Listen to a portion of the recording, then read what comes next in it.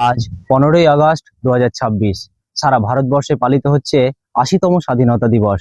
আমরা সবাই জানি 1947 সালের 15ই আগস্ট ভারতবর্ষ স্বাধীন হয়েছিল। কিন্তু আজ আপনাকে যদি বলি 15ই আগস্ট 1947 সালে ভারত যখন স্বাধীন হয়েছিল, তখন জাতির জনক মহাত্মা গান্ধী উদযাপনের জায়গায় কান্না থামানোর চেষ্টা করেছিল। বা আজ যদি বলি 1947 সালের 15ই আগস্ট ভারতের নিজস্ব কোনো জাতীয় সঙ্গীত ছিল না। অবাক হচ্ছেন? চলুন আজ স্বাধীনতা দিবসে জেনে নিই এমন তিনটি ঐতিহাসিক টুইস্ট ও ফ্যাক্ট যা হয়তো আপনার ইতিহাস বইতে লেখা ছিল না।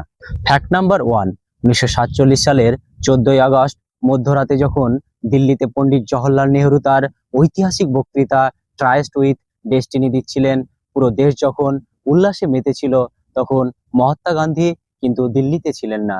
তিনি ছিলেন দিল্লি থেকে শত শত মাইল দূরে আমাদের এই কলকাতার বেলেঘাটায় বসে অনশন করছিলেন। কারণ দেশভাগের রক্তক্ষয়ী সংঘর্ষ থামানোই ছিল মূল উদ্দেশ্য।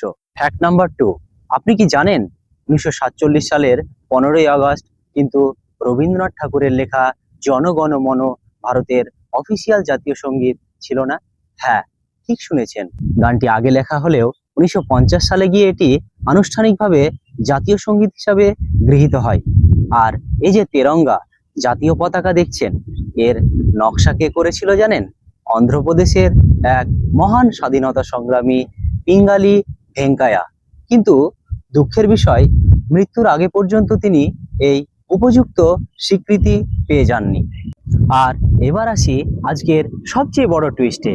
আমরা ভাবি 15ই আগস্ট মানে শুধু ভারতের স্বাধীনতা দিবস, কিন্তু আসল সত্যটা হলো আজকের দিনে ভারত ছাড়াও বিশ্বের আরো 5টি দেশ তাদের স্বাধীনতা দিবস উদযাপন করে, যেমন দক্ষিণ কোরিয়া ও উত্তর কোরিয়া। 1945 সালে 15ই আগস্ট জাপানের শাসন থেকে মুক্তি লাভ করে। বাহরাইন 1971 সালের 15ই আগস্ট ব্রিটিশদের কাছ থেকে তাদের স্বাধীনতা লাভ করে। গণপ্রজাতন্ত্রী কঙ্গো 1960 সালে ফরাসি শাসন থেকে মুক্তি লাভ করে। এছাড়াও লিস্টেনস্টাইন ইউরোপের এক ছোট দেশ 1966 সালে জার্মানি থেকে মুক্তি লাভ করে 15ই আগস্টকে তাদের স্বাধীনতা দিবস হিসাবে বেছে নিয়েছেন।